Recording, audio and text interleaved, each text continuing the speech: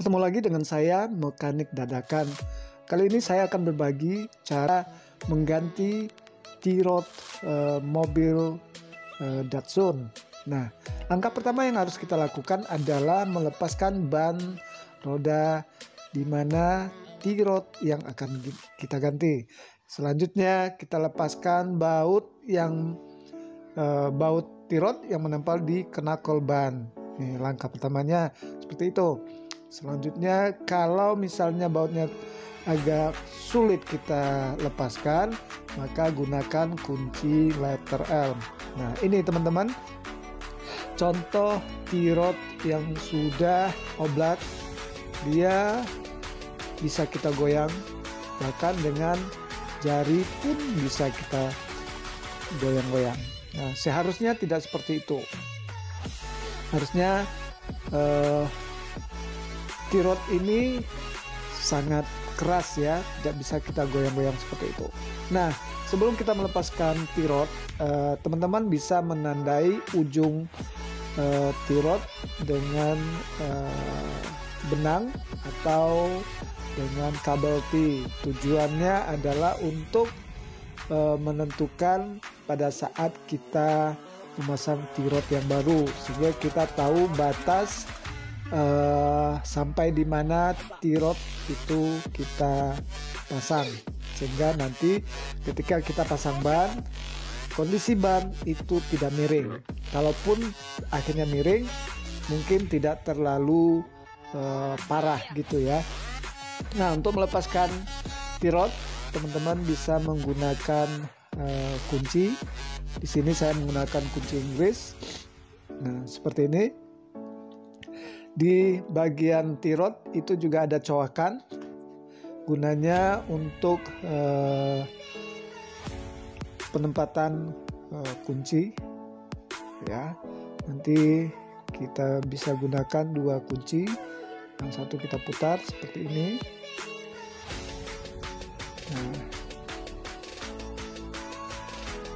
Nah, karena di sini T-rodnya sudah saya longgarkan, jadi saya bisa menggunakan tangan saja memutarnya, jadi tidak sulit. Nah, pada tahapan ini sebetulnya teman-teman sudah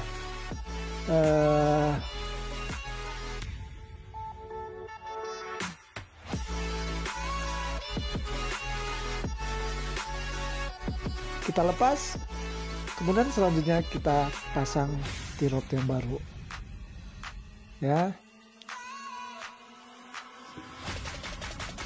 Ini T-rod yang lama.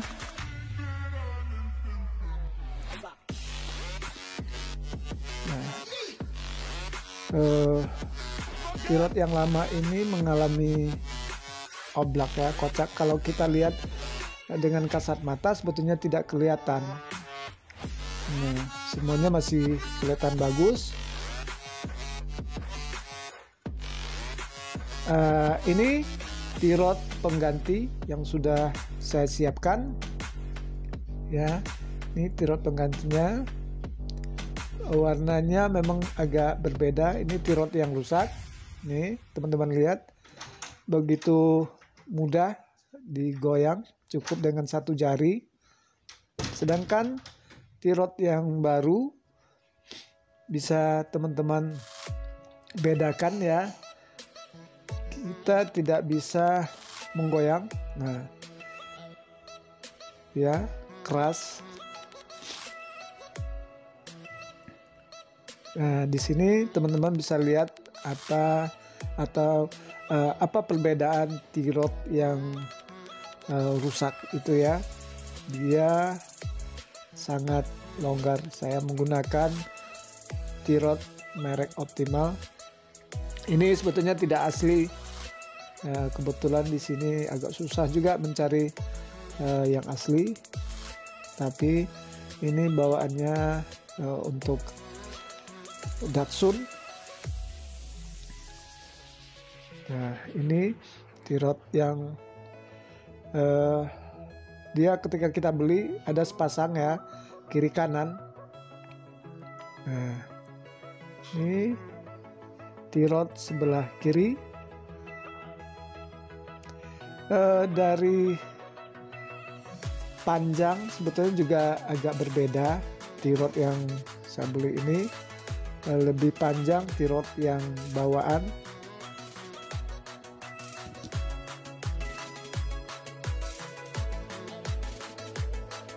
Ya kelihatan lebih pendek, tapi sebetulnya tidak ada masalah teman-teman, karena ulir pada bagian long T-rod itu cukup panjang, jadi tidak ada masalah.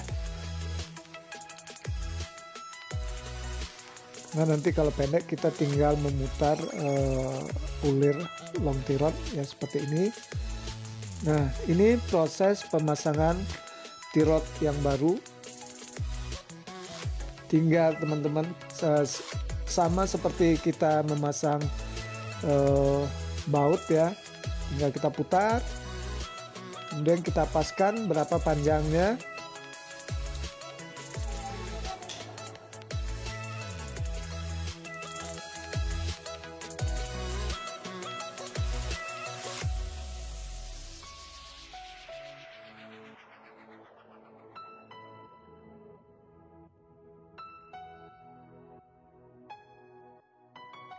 Paskan berapa jarak antara dudukan baut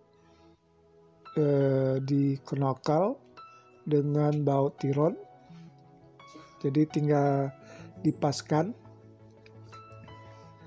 karena cukup mudah, kita tinggal mutar T-rod. Kalau dia terlalu keluar atau terlalu panjang tinggal kita putar. Kalau dia terlalu pendek ya kita, ya sama seperti kita membuka atau melepaskan baut.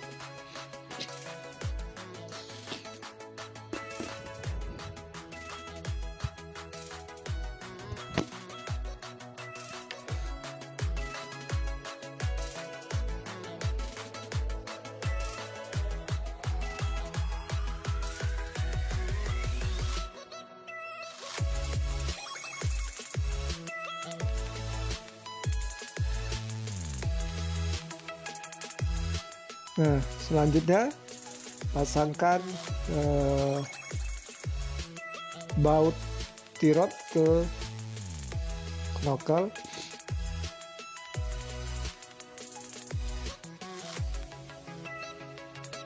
Ya.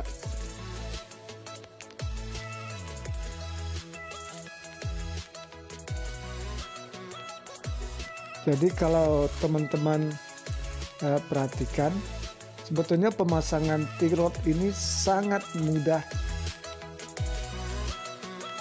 Sama mudahnya dengan cara kita mengganti ban. Ya. Bahkan mungkin lebih susah mengganti ban, teman-teman. Karena untuk ban kita harus membuka 4 baut. Sementara untuk melepaskan T-rod kita hanya membuka 1 baut saja. Nah, sebetulnya kalau teman-teman ingin tanpa harus kita melepaskan ban juga bisa sebetulnya.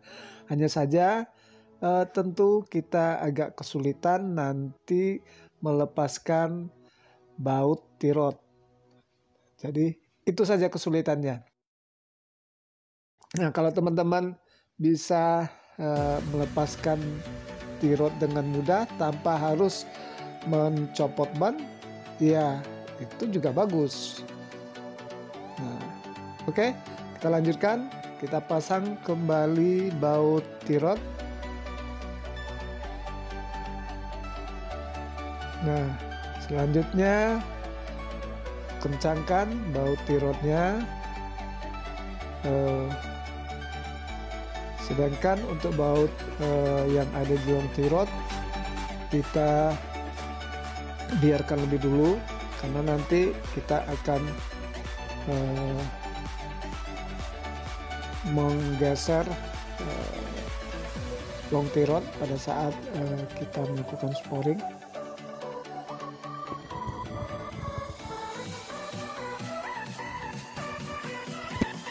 Oke, setelah baut setelah long T-rod terpasang, kita lanjutkan dengan pemasangan ban. Artinya pemasangan long T-rod sudah selesai. Ya, mudah,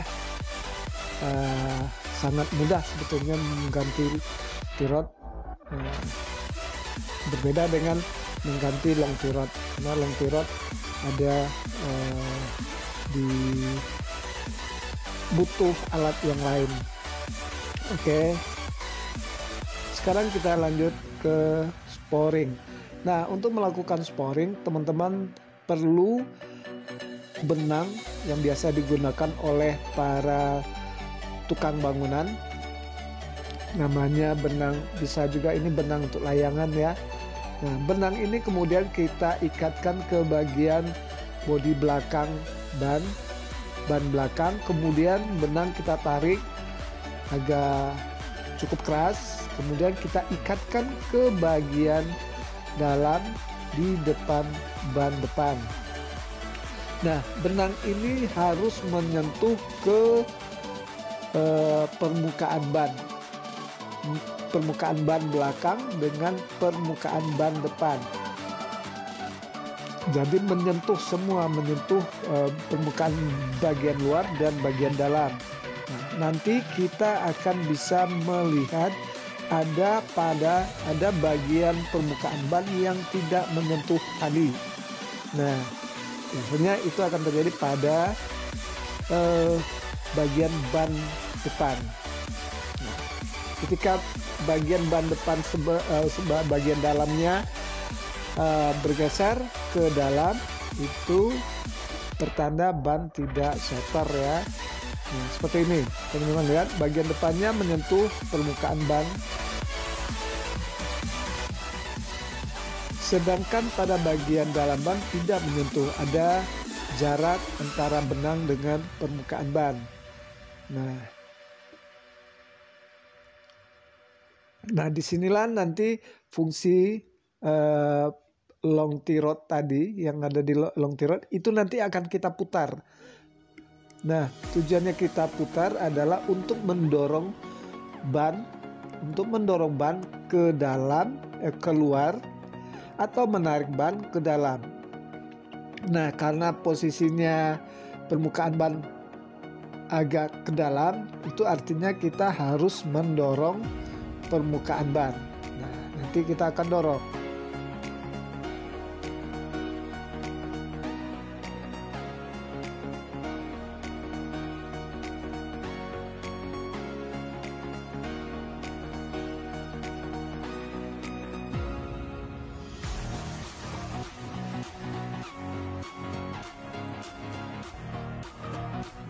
Apa tandanya kalau kedua ban depan dan belakang itu sudah setor?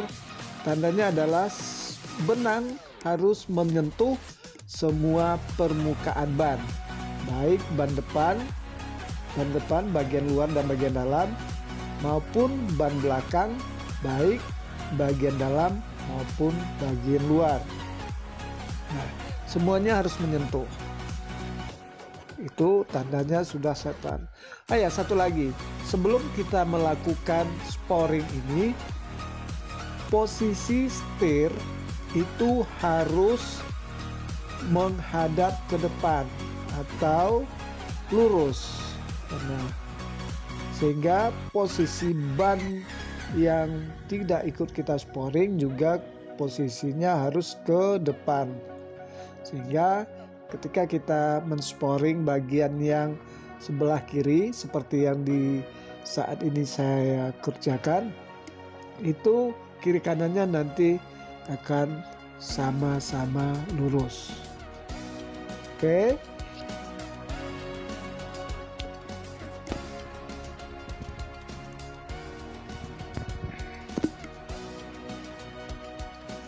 Ini kondisinya.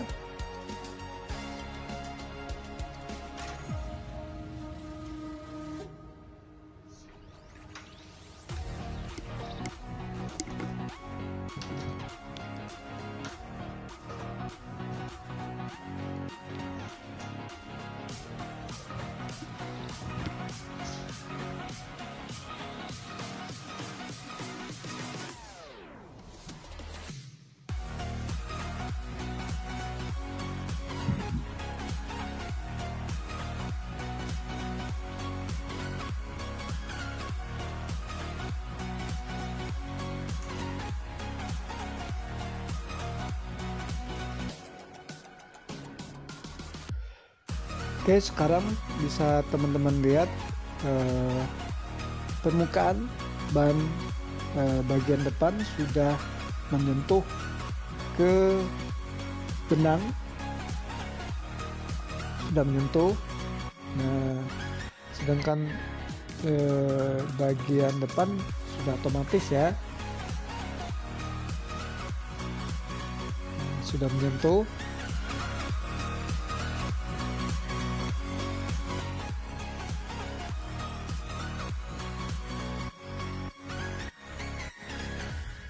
Nah, ini. Nah, kalau setelah teman-teman melakukan sporing, jika benang sudah menyentuh pada permukaan ban, ya, yang jadi patokan kita adalah permukaan ban bagian dalam, baik depan ataupun belakang, maka sporing kita sudah selesai. Kita tinggal mengencangkan baut selanjutnya kita akan mengencangkan baut tirot. Teman-teman lihat sekarang posisi baut tirot dengan tirot itu ada jarak. Sekarang kita kencangkan. Jadi cara mengencangkannya, dia harus mendekati ke tirot.